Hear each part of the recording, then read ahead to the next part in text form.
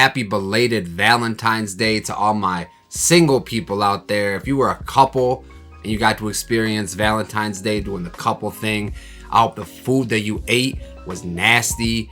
I hope it gives you the Hershey squirts.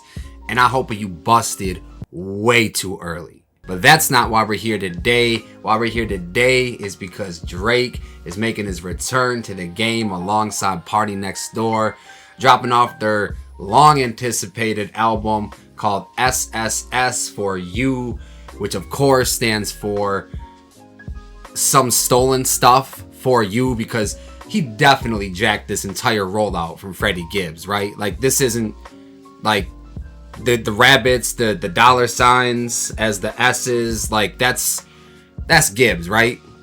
I mean, it's probably just a coincidence. You know what I mean? I'm sure the meeting that Freddie Gibbs and Drake had alongside Bootleg Kev, that Bootleg Kev was talking about on Twitter, I'm sure he's just making that up.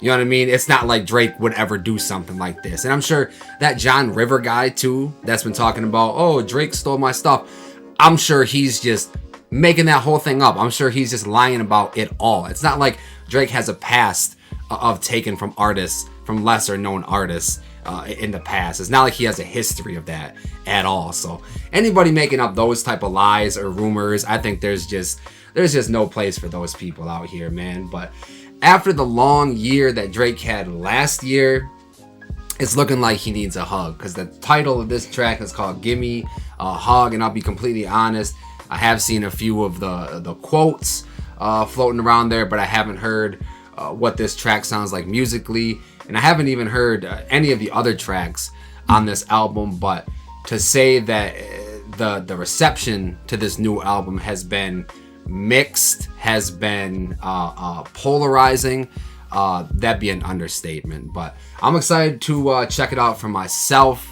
Roll one up, hit that subscribe button, and let's get it. Shit got 1.3 million already. Shit was uploaded 2 days ago. Definitely doing numbers. Yeah.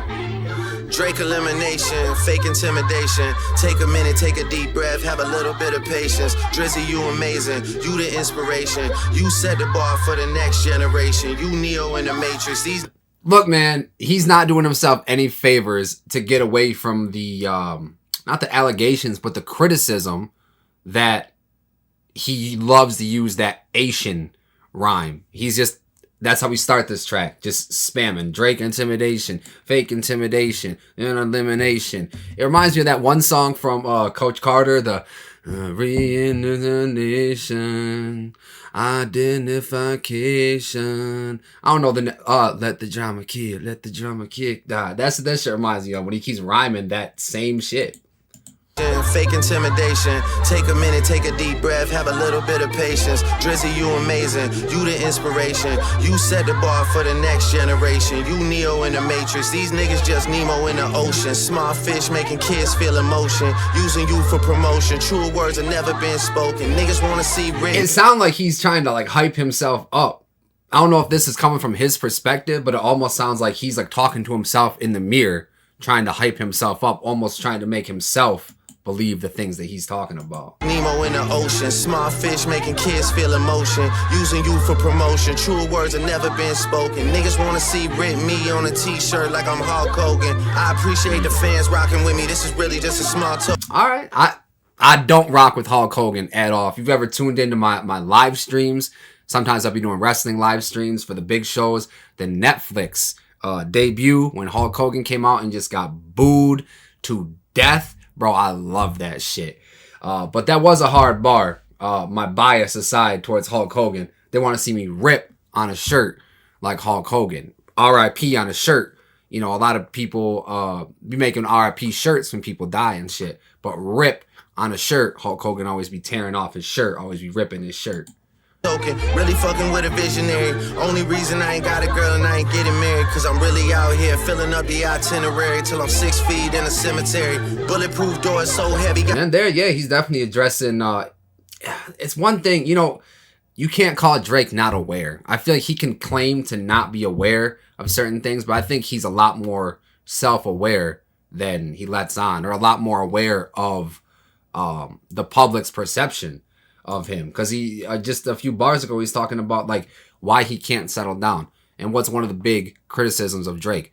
Drake, you're damn near 40 and you not settled down yet? Like you ain't even tried to settle down and shit? You still be fucking on these 23-year-old women or whatever? So I know he hears the criticism against him or towards him. And I ain't got a girl and I ain't getting married, cause I'm really out here filling up the itinerary till I'm 6 feet in a cemetery. Bulletproof doors so heavy, got me rolling around like a dignitary. Funny how it's only bitch niggas that are waiting on a boy's obituary. Cause if I die, it's these niggas that become the sole beneficiary. And what the fuck are they gonna do with it? Had the girls up at 29 on stage twerking with a dictionary.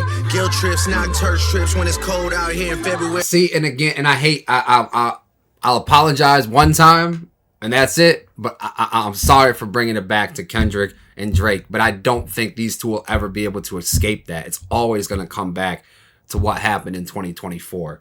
And I am interested. That's why I'm interested to check out this album. I'm interested to see where their careers go as they get further apart from the battle. But his line about talking about if I die, then basically who's going to have the clubs going up and they're going to have the girls twerking on stage with a dictionary. That reminds me of the you always rapping like you're trying to get the slaves free bar. He's talking about women educating themselves as if it's a bad thing. And he's talking about, you know, girls up on stage twerking with the dictionary and shit. Like, that's, why can't you have both? Why can't you have that duality? Be someone like Meg Thee Stallion. You know what I mean? She's got degrees and shit, but she be up there shaking ass. You know what I mean? Like, you're allowed to do both. And I feel like it should be encouraged to do both. And the way Drake talks about it, it's like it's a bad thing. You know what I mean? I can't rock with that. What are they gonna do with it? Had the girls up at 29 on stage twerking with a dictionary. Guilt trips, knock church trips when it's cold out here in February. Cause right now, shorty parachuting Molly like she flying for the military. This girl face so pretty, I can only think of fucking missionary. Fuck that, make the beat switch, turn the hoes up, give a million. Go. Right now, I got so Oh, yeah, hold on. Let me run that back. I like that. Face so pretty, I can only think of fucking missionary. Fuck that, make the beat switch, turn the hoes up, give a million to him. Right now, I got so many villas booked on like a villain to him. Dirk's boy told me Marvin's Room was his favorite song, he was drilling to it. 1,000 niggas rapping murder shit in like 10. I can't help but when he brings up Marvin Room, I know y'all saw that video. If you didn't, I'll put it in when I'm done talking.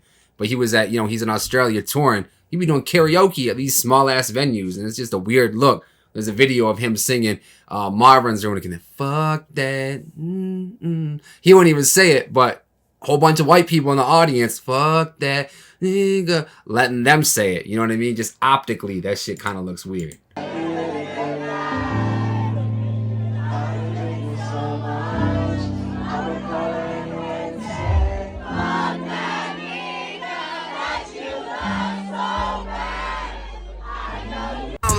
To him. Dirk's boy told me Marvin's Room was his favorite song, he was drilling to it. 1,000 niggas say Dirk's boy? Lil Dirk's boy? Dirk's boy told me Marvin's Room was to him. Right now I got so many villas booked on like a villain to him. Dirk's boy told me Marvin's Room was his favorite song, he was drilling to it. 1,000 niggas rapping murder shit and like 10 niggas that'll really do it. Savage, you the only nigga checking on me when we really in some shit. 10 niggas, what do you say? 1,000 niggas rapping murder shit. 1,000 niggas rapping murder shit, only about 10 niggas that'll really do it.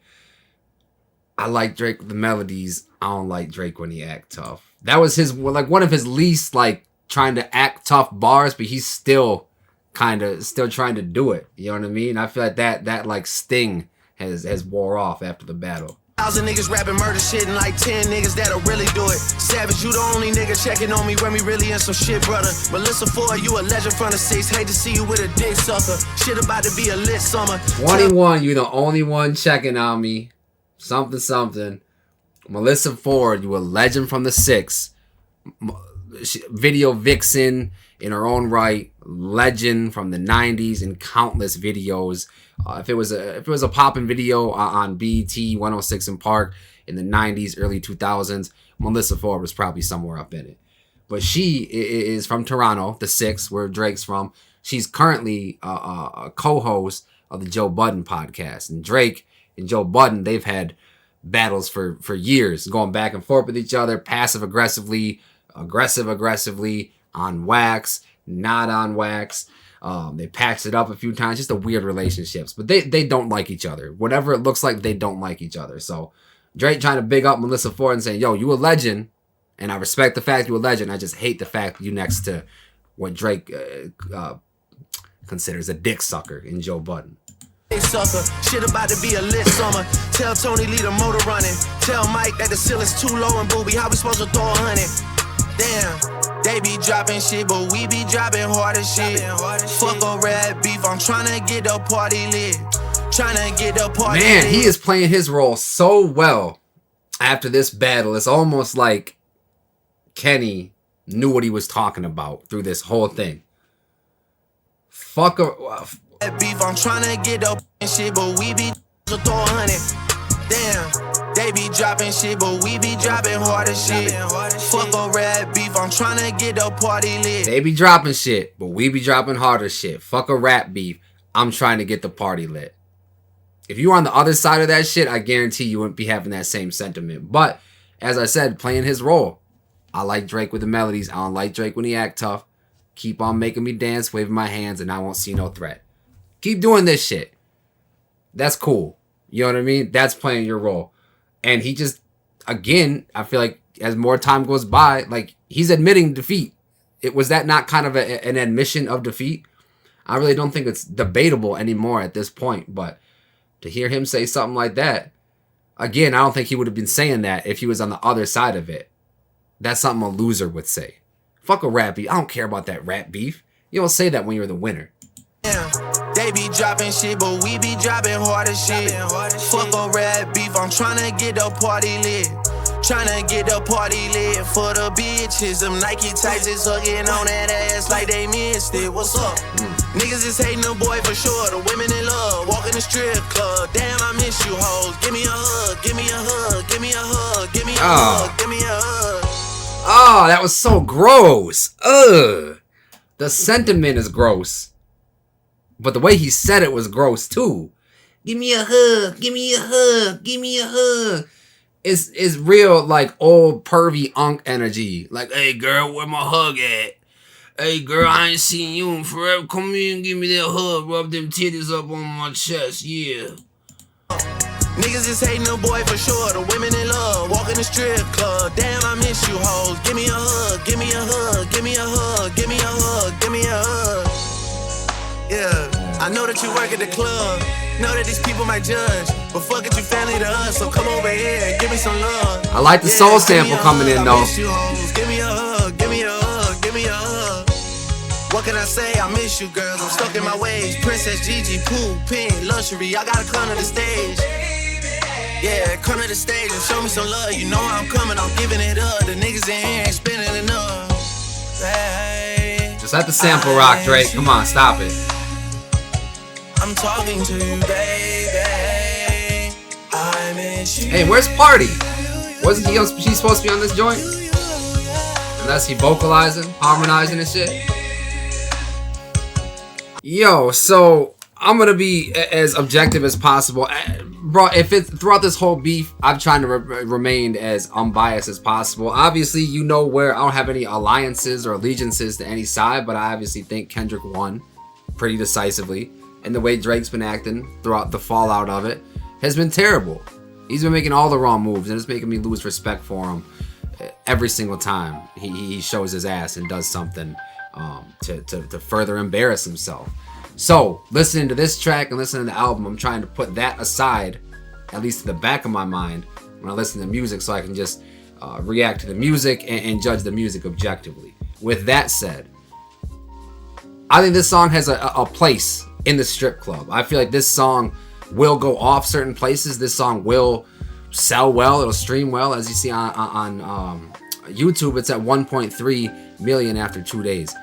Obviously, the hype is still there. I think a lot of it comes from people like me who want to see where Drake's career goes post-Kendrick battle. But aside from that, people are still going to tune into Drake.